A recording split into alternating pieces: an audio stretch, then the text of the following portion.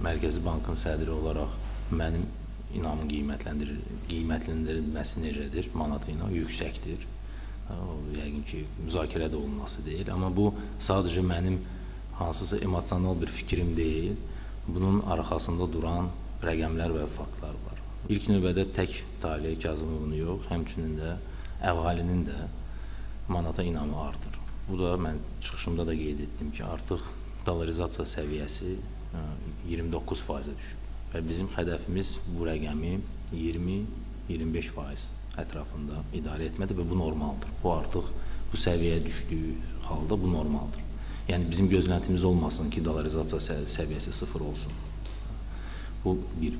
İkincisi, nağd bazarında olan əməliyyatlara baxdıqda, mən onu da çıxışımda qeyd etdim ki, təklif tələbi üstələyir. Üçüncü amil bizim strateji valyuta ehtiyatlarımız.